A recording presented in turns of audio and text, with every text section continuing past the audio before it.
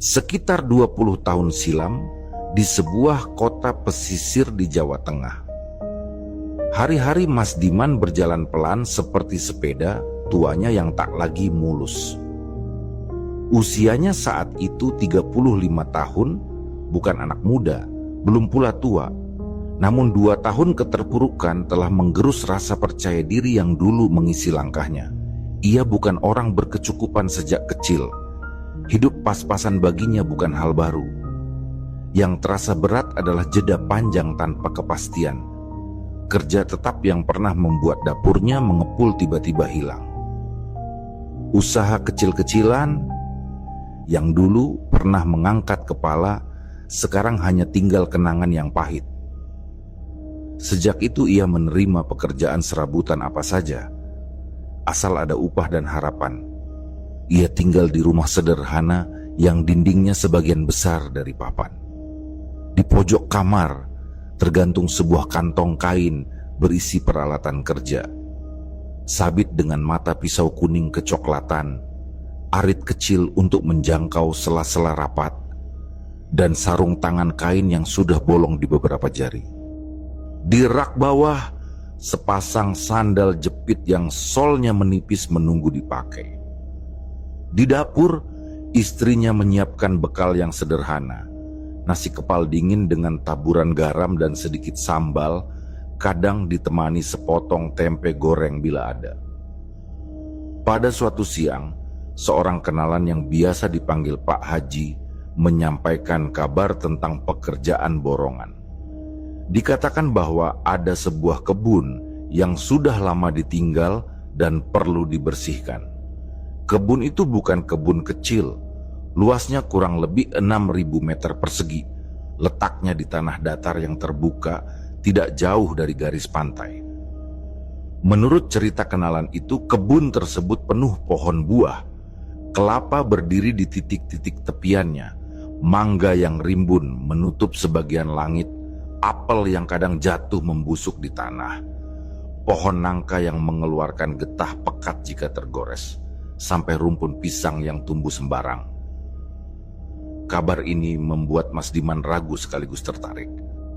Ia memikirkan jarak yang disebut-sebut sekitar 6 km dari rumahnya. Dengan sepeda tua, perjalanan pergi pulang akan menghabiskan tenaga, apalagi jika matahari sudah naik tinggi. Namun tawaran itu terlalu berharga untuk diabaikan. Ia mempertimbangkan pilihan untuk bermalam di lokasi agar tenaga tidak habis di jalan. Lalu ia diberitahu bahwa kebun itu kosong tanpa bangunan. Tidak ada tempat berteduh selain naungan pohon. Disebutkan pula bahwa tidak ada pengawas yang akan mengawasi. Sistemnya borongan.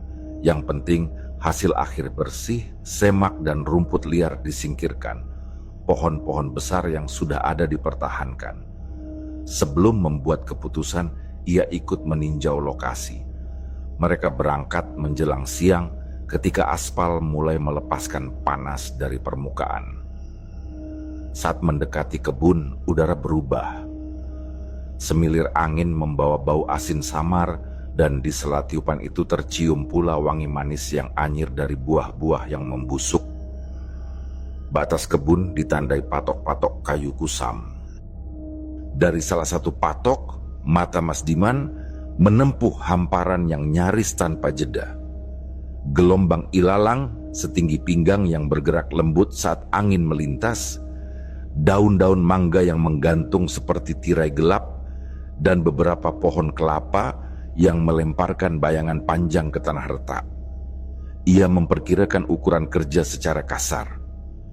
Bila dikerjakan sendiri dengan alat seadanya, ia menilai paling cepat 2 minggu sampai semua jalur terbuka dan setiap sudut rapi. Perkiraan itu ia simpan sebab ia tidak ingin terdengar menuntut besaran upah yang terlalu tinggi. Di kepala, ia menyusun strategi. Hari pertama membuat jalur lurus dari pintu kebun ke sisi paling ujung, lalu hari-hari berikutnya membagi pekerjaan menjadi kanan kiri, bergerak seperti sisir yang menyapu padang rambut. Di sela hitung-hitungannya, ada sekelebat pikiran lain yang datang dan tak mau pergi. Keteduhan di kebun ini terasa aneh, seolah bayang pohon tidak sekadar mematahkan cahaya, tetapi juga menelan suara. Bahkan serangga yang biasanya riuh di siang hari seakan memilih berbisik. Setelah melihat-lihat, ia dan Pak Haji mencapai mufakat tentang harga. Disampaikan kepadanya agar tidak perlu terburu-buru, yang penting hasilnya baik. Ia mengiyakan dengan anggukan. Di dalam, ia menambatkan tekad agar pekerjaan ini selesai rapi, sebab uang dari sini bisa menjadi jeda yang ia butuhkan. Pulang dari peninjauan, ia merapikan peralatan. Sabit ia gosok seadanya dengan amplas bekas. Arit kecil ia uji pada seutas rumput yang menjuntai di halaman. Sarung tangan ia bolak-balik meski tahu kainnya sudah menipis. Di lemari kecil, ia mengambil jam tangan digital murah yang dibelinya di pasar malam bertahun lalu. Tali jam itu sudah putus sehingga ia menyimpannya di saku celana. Jam itu masih berjalan. Lampunya masih menyala ketika tombol kecilnya ditekan. Ia memutuskan jam ini akan menjadi penanda ritme kerja, sebab bila hari masuk ke sore, ia tidak ingin terjebak pulang terlalu larut di jalan sepi pesisir. Malam menjelang dengan perlahan. Di luar, angin membawa bunyi laut yang jauh. Tidak keras, hanya gumam yang datang dan pergi. Ia berbaring dengan punggung beradu ranjang tipis, namun pikiran tidak sepenuhnya istirahat. Ia membayangkan jalur lurus melewati ilalang. Ia membayangkan suara sabit menyisir batang rumput. Ia membayangkan naungan pohon kelapa yang akan menahan panas di puncak siang.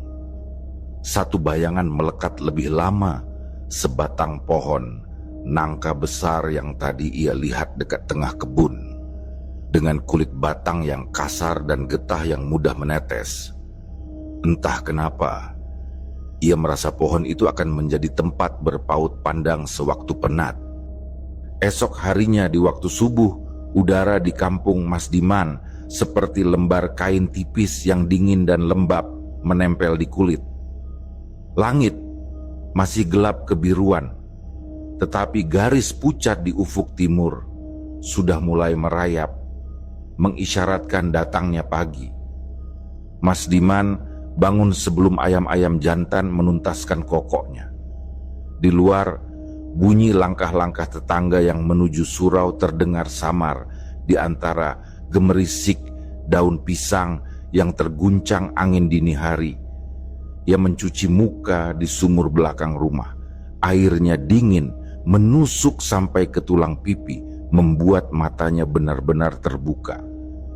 Di sudut dapur, istrinya sudah menyiapkan bekal, nasi kepal padat, taburan kelapa parut yang diberi sedikit garam, dan sepotong tempe goreng dingin dari sisa semalam. Semua dibungkus serbet kain lusuh, lalu diselipkan ke dalam tas punggung. Di meja kayu yang mulai rapuh, tergeletak sabit dengan bilah menguning, arit kecil, dan sarung tangan kain yang sudah bolong di ujung jari. Peralatan sederhana yang akan menjadi teman sepanjang hari. Sebelum berangkat, ia mengeluarkan jam tangan digital dari saku celana. Tali jam itu sudah lama putus, sehingga ia menyimpannya begitu saja. Ia menekan tombol kecilnya, lampu biru redup menyala, memantulkan angka yang ia butuhkan. Jam ini mungkin murahan, dibeli di pasar malam bertahun lalu, tetapi ia memperlakukannya seperti alat ukur waktu yang penting.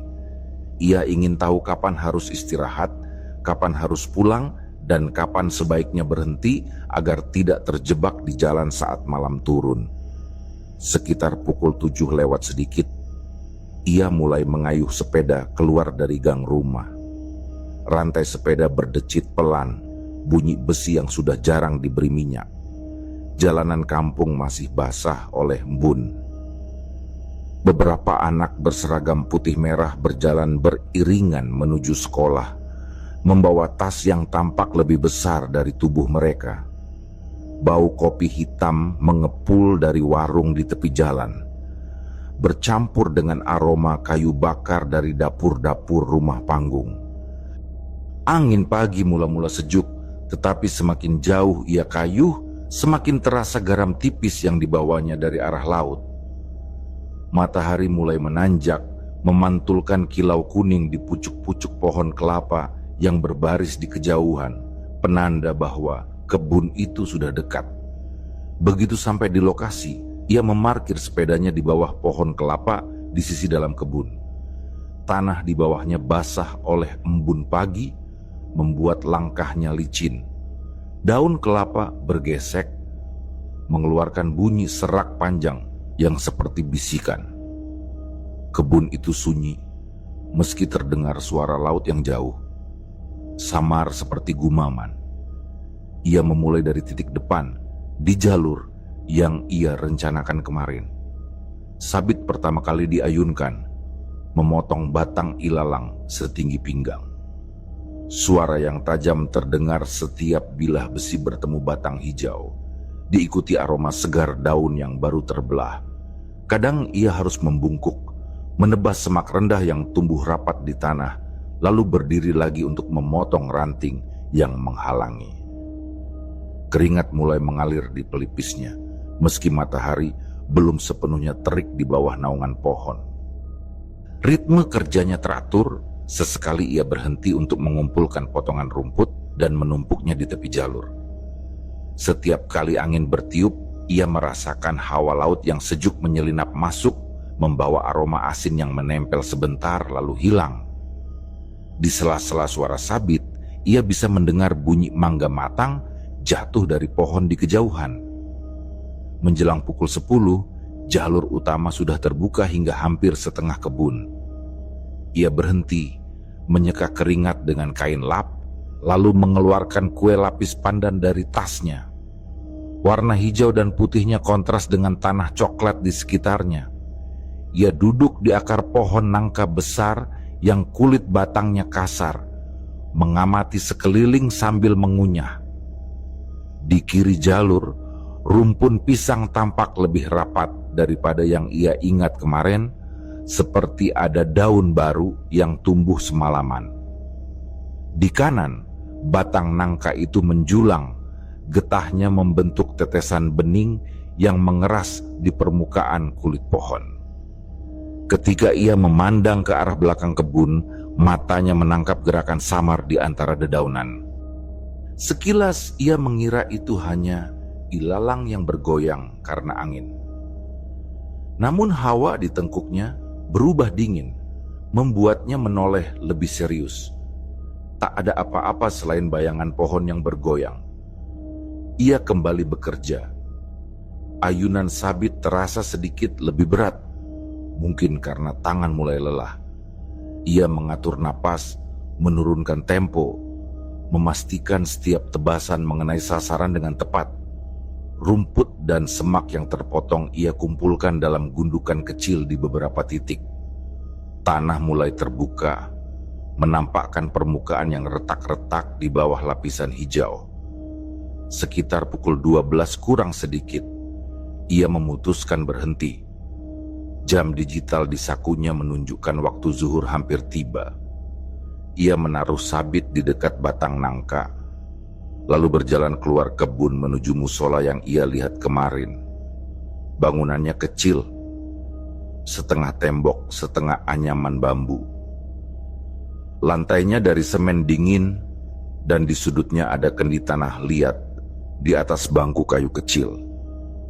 Ia membasuh wajah dan tangan, merasakan air dingin itu mengusir panas yang menempel di kulit, lalu menunaikan salat dalam hening.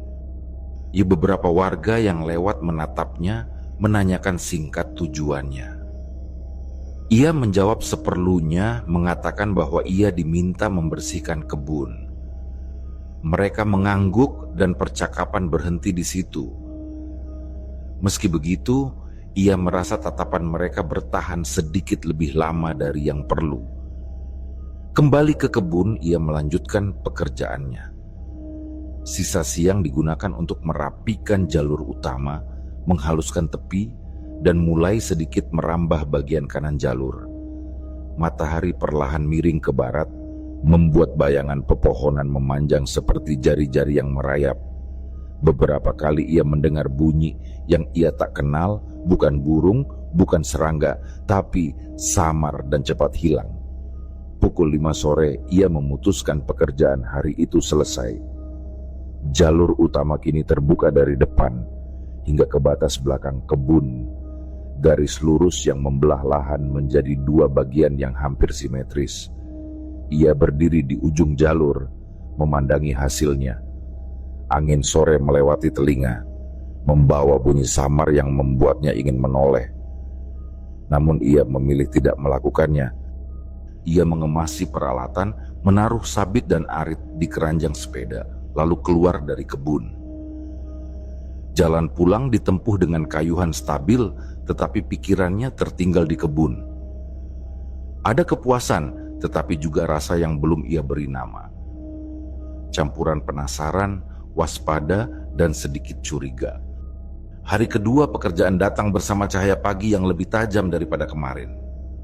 Langit tampak bersih, hanya beberapa garis awan tipis yang melayang seperti benang kapas. Angin pagi masih sejuk, tetapi ada gigitan panas yang mulai terasa di punggung Mas Diman ketika ia mengayuh sepeda melewati jalan tanah menuju kebun. Bau asin dari laut lebih pekat, menusuk hidung dan menempel di tenggorokan, bercampur dengan aroma anyir lumpur dari rawa kecil di pinggir jalur. Ia sampai di kebun ketika matahari sudah naik 1 tombak. Seperti kemarin, ia memarkir sepedanya di bawah pohon kelapa dekat pintu masuk. Daun-daunnya bergesekan, namun kali ini terdengar seperti bisikan yang lebih cepat. Di jalur yang ia buka kemarin, rumput potongan sudah mulai layu. Warnanya bergeser dari hijau terang menjadi coklat pucat. Gundukan-gundukan potongan itu mengeluarkan aroma lembab yang khas, seperti dedaunan yang mulai membusuk. Ia menyiapkan sabit dan arit, lalu memulai dari titik tengah jalur, merambat ke sisi kanan kebun.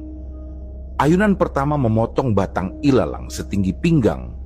Setiap tebasan menghasilkan suara yang tajam, diikuti aroma segar dari batang yang baru terbelah. Di bawah naungan pohon besar, cahaya matahari terpecah-pecah, membentuk pola bergerigi di tanah. Sekitar pukul 10, ia memutuskan istirahat. Bekal paginya berupa kue cucur dengan aroma gula merah yang manis sudah ia keluarkan. Ia duduk di akar pohon nangka besar, memandang jalur yang ia buka sambil mengunyah perlahan. Angin membawa hawa asin yang merayap di tengkuknya, memberi sensasi dingin yang aneh di tengah udara yang seharusnya mulai hangat. Itulah saat ia mendengar bunyi langkah dari arah pintu kebun. Bukan 1 atau 2, melainkan beberapa, berirama teratur seperti orang berjalan bersama. Langkah-langkah itu terdengar mantap dan tidak ragu. Ia menoleh. 4 pemuda tengah berjalan mendekat. Mereka berpakaian sederhana, celana panjang lusuh, kaos oblong, beberapa mengenakan kain yang disampirkan di leher. Masing-masing membawa peralatan kerja, cangkul, arit panjang, dan sabit. Wajah mereka sekilas mirip satu sama lain. Bukan kemiripan yang menyolok seperti kembar identik, tetapi ada keseragaman dalam garis rahang, tinggi badan, dan sorot mata yang membuatnya sulit membedakan mereka satu persatu pada pandangan pertama. Mereka menyapanya dengan ramah, menanyakan apakah ia sedang membersihkan kebun ini. Mas Diman menjawab iya, sambil menjelaskan bahwa ia mengerjakan borongan untuk seorang pemilik bernama Pak Haji. Salah satu dari mereka mengatakan bahwa mereka datang untuk membantu, menyebut bahwa Pak Haji juga meminta mereka untuk membersihkan kebun. Jawaban itu membuatnya sedikit heran. Kemarin sore ia pulang tanpa sempat bertemu Pak Haji, jadi ia tidak mendengar kabar apapun soal tambahan tenaga kerja. Namun ia berusaha berpikir wajar, ia mempersilakan mereka bergabung. Sebagai tanda terima kasih, ia menawarkan kue cucur yang ia bawa. Tetapi mereka menolak halus, mengatakan bahwa mereka sudah makan. Nada suara mereka ringan, tapi ada kekompakan aneh dalam penolakan itu. Semuanya menggeleng hampir bersamaan. Tanpa basa-basi, mereka mulai bekerja. Mas Diman memperhatikan dari jarak beberapa langkah. Gerakan mereka cepat, hampir terlalu cepat.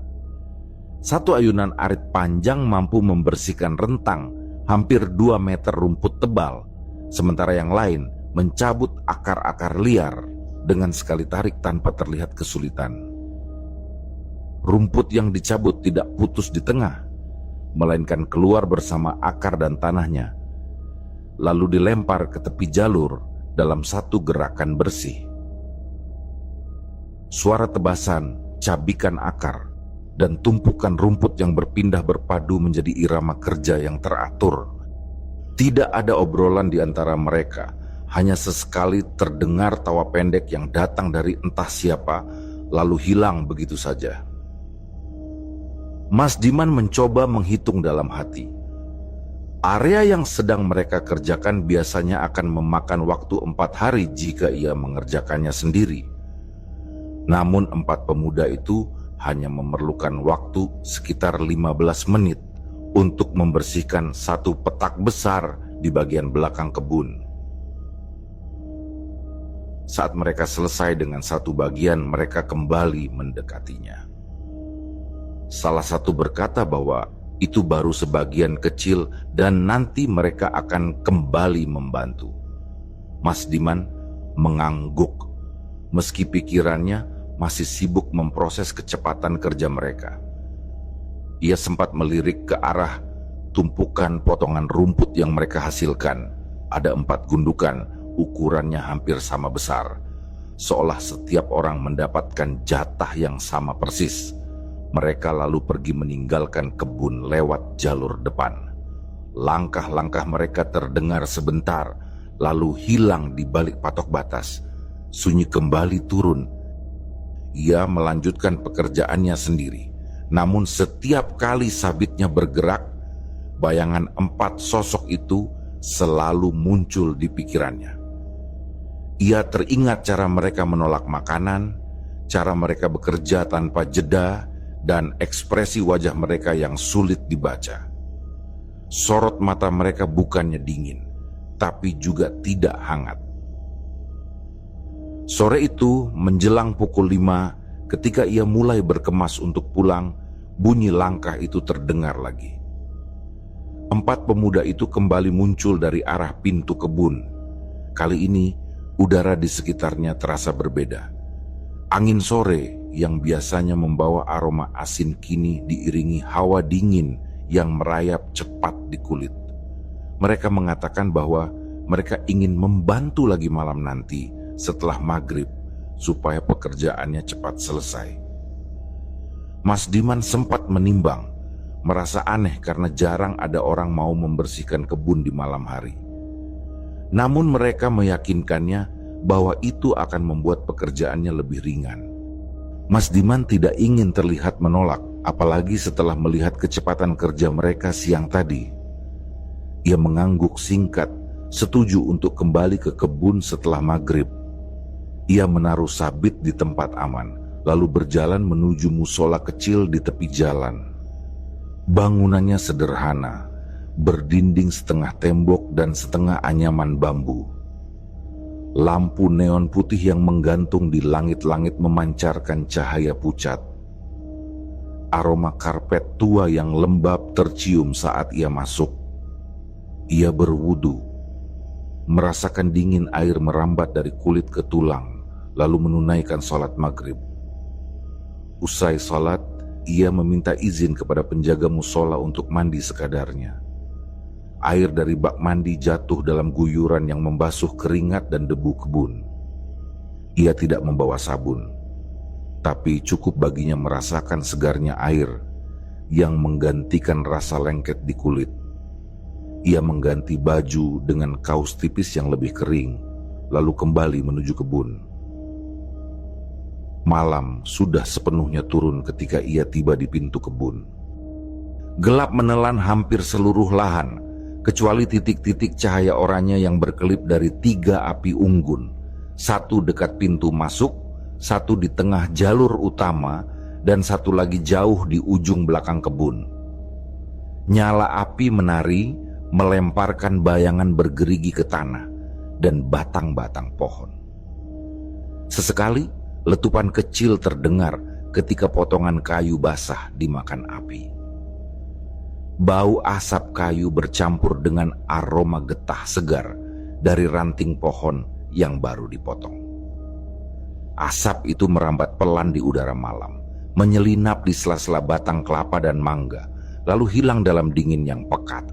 Angin membawa aroma asin laut yang kali ini lebih tajam, bercampur dengan bau tanah yang baru digali. 4 pemuda itu tampak sibuk. Ada yang menumpuk kayu di dekat api, ada yang memeriksa bilah arit, ada pula yang sekadar berdiri menatap jalur gelap di depannya. Sorot mata mereka dalam cahaya api membuat wajahnya semakin sulit dibaca. Tidak dingin, tetapi juga bukan kehangatan yang biasa ia lihat pada pekerja kebun lain. Saat ia mendekat, perutnya merespon dengan bunyi lirih. Rupanya ia belum makan makanan berat sejak siang, hanya mengganjal dengan kue cucur dan air. Salah satu pemuda menoleh, lalu berkata bahwa mereka akan makan dulu bersama-sama sebelum mulai bekerja lagi. Nada ucapannya santai, tapi ada kekompakan aneh ketika keempatnya serentak mengangguk. Mas Diman mengerutkan kening. Ia tidak melihat mereka membawa buntalan atau bakul berisi makanan sebelumnya. Namun kini, di dekat api unggun, sudah tergelar kain putih dengan hidangan di atasnya. Ada nasi putih mengepul, sayur sop bening dengan potongan wortel dan kol, sambal merah berminyak, serta beberapa potong ayam goreng.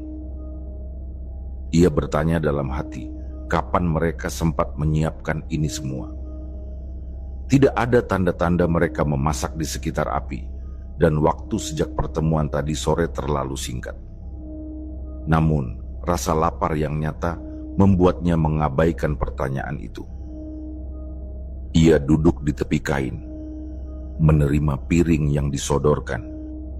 Nasi hangatnya lembut, sopnya mengalirkan rasa hangat ke perut, dan ayam gorengnya garing di luar namun empuk di dalam. Ia makan dalam diam, hanya sesekali mengangguk sebagai tanda terima kasih. Makan malam itu berlangsung singkat. Begitu selesai, kain digulung dan hidangan lenyap begitu saja dari pandangannya. Ia tidak sempat melihat kemana mereka membawanya, atau apakah benar ada wadah tempat makanan itu sebelumnya. Tanpa banyak bicara, mereka mulai bekerja. Di bawah cahaya api unggun, gerakan mereka bahkan lebih cepat daripada di siang hari. Tubuh mereka seperti bayangan panjang yang bergerak gesit di antara ilalang. Satu orang membabat rumput dengan ayunan lebar, satu lagi mencabut akar yang keras seolah tanah menjadi lunak di tangan mereka. Tidak ada jeda panjang, tidak ada tanda lelah.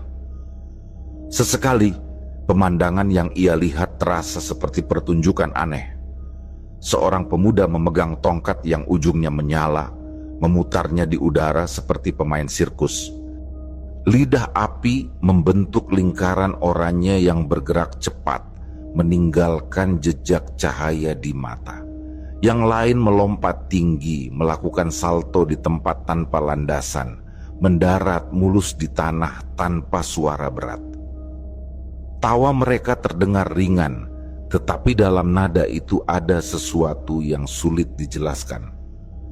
Mas Diman mencoba ikut bekerja, tetapi setiap kali ia menyelesaikan satu petak kecil, mereka sudah menuntaskan area yang jauh lebih besar. Lama-kelamaan, ia merasa lebih seperti penonton daripada rekan kerja. Beberapa kali ia berhenti, bersandar di batang pohon nangka besar di tengah kebun. Batang itu dingin, permukaannya kasar, dan getah kering menempel di sela-sela kulitnya. Bayangan mereka bergerak geser di antara cahaya api. Kadang tubuh mereka tampak terlalu panjang untuk ukuran manusia, kadang terlalu pendek.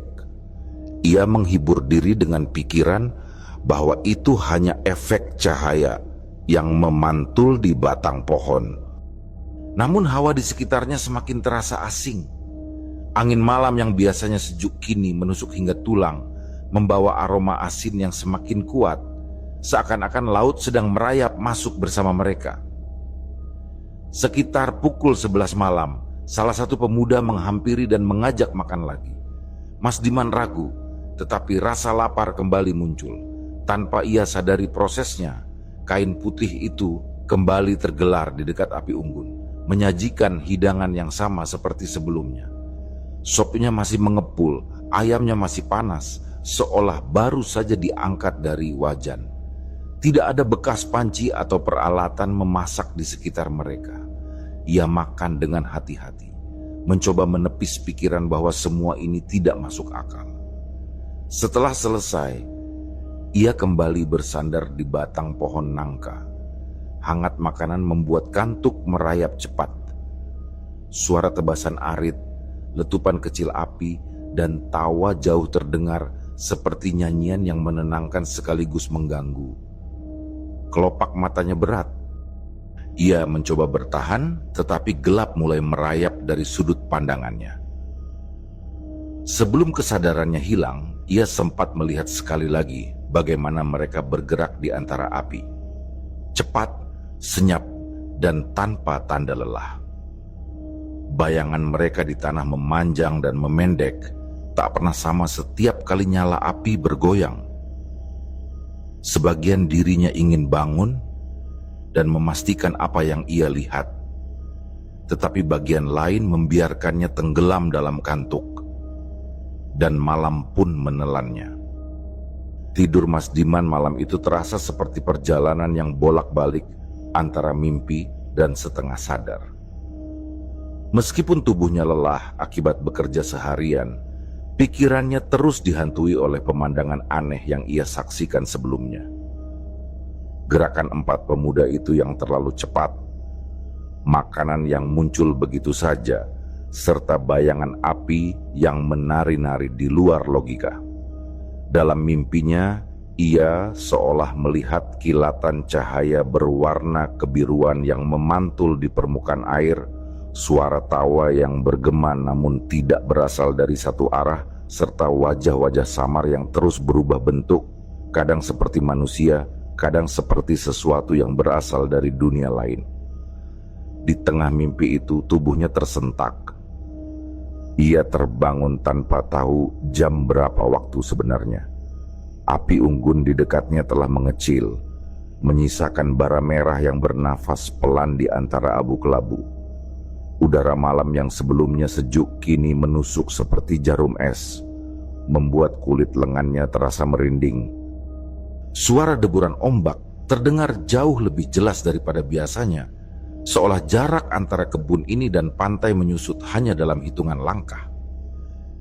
Ketika ia mengedarkan pandangan, ia tidak menemukan keberadaan 4 pemuda itu di sekitar api unggun. Yang terdengar hanyalah suara samar, seperti bisikan yang dihembuskan angin datang dari arah belakang kebun. Bisikan itu terdengar berlapis-lapis, seperti ada banyak mulut yang berbicara dalam bahasa yang tidak ia pahami. Perasaan ingin tahu bercampur waspada membuatnya berdiri perlahan. Ia mencoba melangkah tanpa menimbulkan suara, tapi setiap injakan pada tanah membuat rumput kering di bawah kakinya bergesek halus. Semakin jauh dari api unggun, udara terasa semakin lembab, dan aroma asin laut menjadi lebih pekat, menempel di ujung hidungnya. ilalang setinggi lutut menyapu betisnya, dingin seperti tangan basah yang sengaja menyentuh. Di kejauhan, ia melihat kilatan cahaya samar. Cahaya itu bukan seperti api unggun, melainkan lebih menyerupai pantulan bulan pada permukaan air yang bergerak. Ia mempercepat langkah sedikit, lalu berhenti bersembunyi di balik batang pohon mangga besar yang berdiri sendirian di tepi kebun. Dari celah antara ranting, ia mengintip. Pemandangan di depannya membuat napasnya tercekat.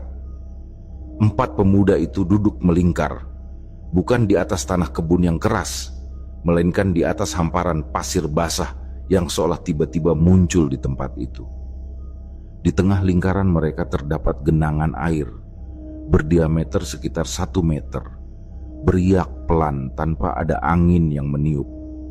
Air itu memancarkan cahaya kebiruan yang aneh, seakan menjadi sumber penerangan bagi wajah mereka. Awalnya ia tidak percaya dengan apa yang dilihatnya. Wajah mereka kini berbeda. Kulit yang kemarin terlihat kecoklatan karena terik matahari, malam itu tampak pucat dan licin, mengkilap seperti ikan. Mata mereka membesar, menonjol keluar, memantulkan cahaya dari genangan air itu tanpa kelopak yang bergerak. Rambut mereka tipis, basah, dan menempel pada kulit kepala seperti helaian ganggang hitam. Bibir mereka tipis, namun saat terbuka, tampak deretan gigi kecil yang rapat dan terlalu banyak untuk mulut manusia. Senyum yang terbentuk dari deretan gigi itu tidak terlihat ramah, melainkan seperti insting predator yang sedang menahan diri. Pakaian mereka juga berubah. Bukan lagi kaos lusuh dan celana panjang, melainkan kain gelap yang melilit erat tubuh. Ujungnya tergerai ke tanah dan tampak seolah menyatu dengan air di tengah lingkaran. Kaki mereka pun bukan kaki manusia, melainkan sirip pipih berwarna kelabu, licin dan berkilau oleh pantulan cahaya. Mas Diman merasakan darahnya seolah surut dari wajah. Jantungnya berdegup kencang, tetapi ia tahu ia tidak boleh bergerak atau bersuara. Ia menahan napas, berharap mereka tidak menyadari keberadaannya. Namun harapannya hancur ketika salah satu dari mereka perlahan menoleh ke arahnya. Mata besar itu menatap lurus, memantulkan cahaya kebiruan seperti 2 bola kaca hidup. Mas Diman merasa tatapan itu menembus pikirannya. Ia baru saja ingin mundur selangkah ketika kakinya menginjak ranting kering. Suara patahan ranting yang tajam pecah di tengah keheningan malam. Seketika, keempat pemuda itu berdiri bersamaan.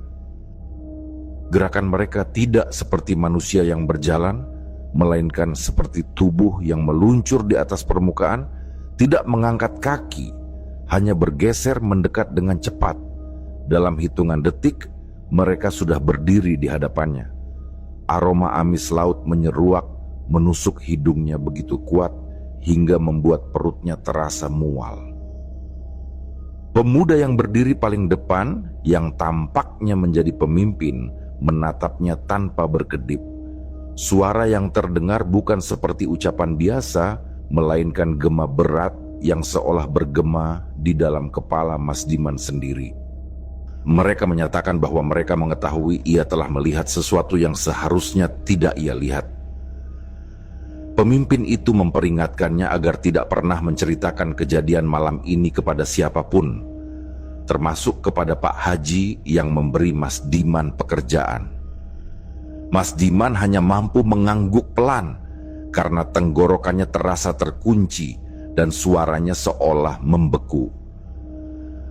Larangan itu diucapkan dengan nada yang tegas dan dingin. Mereka menambahkan bahwa jika suatu hari ia melanggar, mereka akan datang mencarinya dimanapun ia berada. Kalimat itu membuat bulu kuduknya meremang lebih hebat. Senyum tipis yang memperlihatkan gigi-gigi rapat itu menjadi penutup ancaman yang tidak main-main.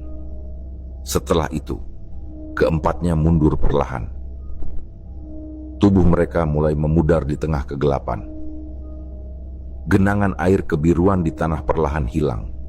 Mas Diman berdiri terpaku. Kakinya terasa seperti menancap ke tanah. Keesokan paginya, Mas Diman terbangun dengan kepala terasa berat.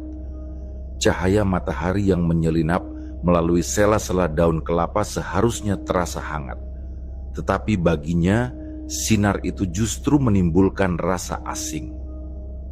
Udara pagi yang biasanya segar, kini terasa dingin menusuk tulang. Seperti sisa hawa dari malam sebelumnya masih menempel di kulitnya.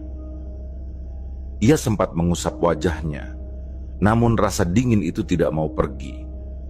Ia duduk memandangi api unggun yang sudah padam, hanya menyisakan abu kelabu dan bara merah kecil yang sesekali berdenyut lemah. Pemandangan itu membuatnya mengingat kembali kilatan kebiruan di tengah lingkaran 4 pemuda semalam. Perbedaan cahaya itu jelas sekali. Api unggun memberi rasa hangat, sedangkan cahaya kebiruan memberi rasa dingin yang merayap dari kaki hingga ubun-ubun. Saat ia membereskan peralatan kerja, jemarinya terasa kaku. Suara ilalang bergesekan ditiup angin pagi terdengar seperti bisikan-bisikan yang berlapis-lapis. Ia mencoba menepis pikiran itu, menganggapnya hanya efek dari rasa lelah. Namun setiap kali ia mengedarkan pandangan, ia merasa ada sesuatu yang bergerak di antara rimbunan daun, secepat kilat dan hilang sebelum matanya benar-benar bisa menangkap wujudnya. Hari itu, ia memutuskan untuk pulang. Meski pekerjaan masih menyisakan beberapa bagian, ia memilih pulang setiap sore, meski harus menempuh jalan pulang yang panjang dengan sepeda tuanya. Beberapa minggu kemudian, pekerjaan selesai. Lahan seluas 6.000 meter persegi itu sudah bersih, pohon-pohon buah tertata rapi, dan jalur setapak terbuka jelas. Pak Haji memuji hasil kerja Mas Diman, menanyakan apakah selama bekerja ada kesulitan. Mas Diman menjawab singkat, mengatakan bahwa semua berjalan lancar, tidak ada masalah berarti. Kata-kata itu ia pilih dengan hati-hati, karena di kepalanya masih terngiang suara gema berat dari pemimpin 4 pemuda itu. Jangan ceritakan pada siapapun. Upah yang ia terima cukup besar. Namun, uang itu terasa seperti hasil barter dengan sesuatu yang tak kasat mata. Beberapa malam setelah pekerjaan selesai, mimpi aneh mulai menghampirinya. Ia berdiri di tepi pantai yang tidak ia kenali, pasirnya hitam, dan ombaknya berwarna biru pucat yang berpendar di kegelapan. Di tengah pantai itu, 4 sosok berdiri sejajar, menatapnya dengan mata besar yang memantulkan cahaya kebiruan. Tidak ada kata-kata, hanya tatapan yang menyiratkan pengingat akan janji yang pernah ia ucapkan.